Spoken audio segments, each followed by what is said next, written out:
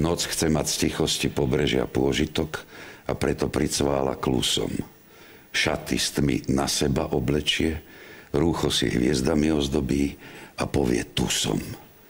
Noc taká rozmarná, tu sa chce utopiť v tichu a v pobrežia kráse a v meste nechá sa pohostiť hlučnom a veselom nahodokvase.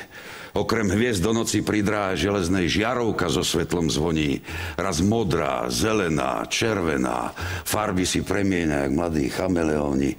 Priateľ si zapáli cigaru a vtipy robí si z noci a šera. Ja jeho milenke s pátosom rozprávam preklady z Apollinéra, hoď veľmi dobre viem, že ju verš nejako nezaujíma, ale je noc a my sami sme, potom je psovsky a mizerne zima a vtedy človeku veselý verša zvuk podivne do ušu znieje. Ale my vieme, že cigarov veršami človek sa nikedy nezohreje a potom na večer človeku dlhý chod určite do nohy vstúpi po dlhej prechádzke i ten hozne zvaný hlad na nás doista vycerí zuby. Ó, ako sladko je vtedy si posedieť v hostinci k 12 slzičkám Márie Panny, na ústa prilepiť pohár a cítiť sa, ako by boli sme tu sami. Ale tu okrem nás 10 vojaci peniacom pri pive sedia, hovoria o láske, o práci, o víne. Však iste reč svoju nedopovedia, bo človek človeku srdce si nikedy dokorá nepootvára a na stôl poháru položí z duše kus, aby však predsa sa úplnou vzdala. Snáď v celom živote človek len jediný jeden raz úprimne srdce si zverí. Milenec milenke, kým títo ramená túžobne vrelému objatiu nerozostreli.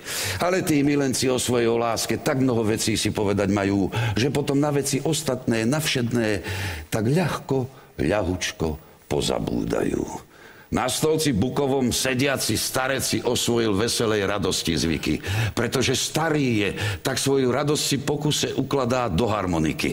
A nám tá mizerná pesnička lahodí, hoci je zodratá, stará. Lebo my chasa veselá, kradneme z radosti slepého harmonikára. Veď často načene vravíme o veciach, čo predtým nikedy nevideli sme. Povedzme o chráme z gotiky. Doby, čo ťahy má vážne a prísne. Lebo i dnešok má pôvaby, ale tie slúžia nám, k životu každodennému. Dobré niekedy navštíviť minulosť, čo tvár má mŕtvu a nemú a pri tej mŕtvote riecť si i to bola.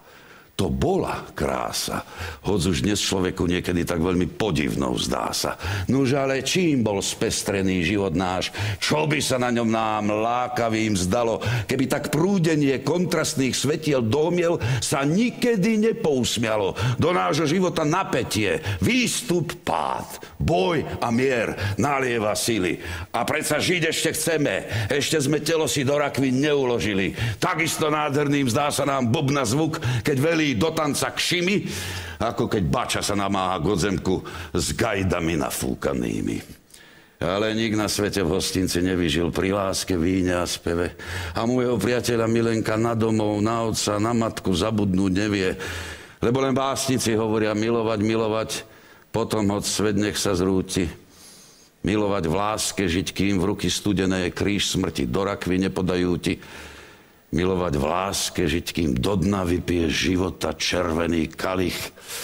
Užívať všetku slasť, ktorá tu na svete čaká nás, nedokonalých. Však vždycky básnici tvorili a dali vždycky viac teórie. A môjho priateľa milenka životom skutočným, prakticky žije. Noc ešte väčšmi si zvraštila čero, keď krčmárka dolu klobúky dala. A môjho priateľa milenka milenke triezvej sa nepodobala. Noc chce byť samotná a preto ľudí z nábrežia zahnala domov. Sama sa rozbehla nad vodou a v tôni zvednutých stromov. Námorník na puške s bodákom bujaré myšlienky za ruku vodí. Breh rieky tichý je, iba keď vlny na Dunaji zaškrípu pod ťarchou nákladných lodí.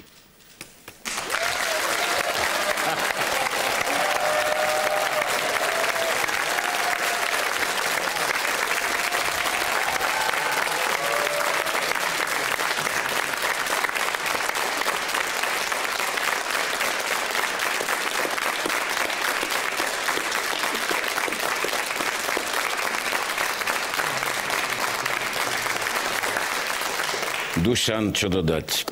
Ďakujem ti za krátku ukážku tvojej majstrovskej recitácie. To napísal 22-ročný študent v roku 1926. Volal sa Laco Novomeský. Nádherné. Noc taká rozmarná. Tu sa chce utopiť v tichu a v pobrežia kráse a v meste nechá sa pohostiť v hlučnom a veselom náhodokvase. Okrem hviezd do noci pri dráhe železnej žiarovka so svetlom zvoní. Raz modrá, zelená, červená.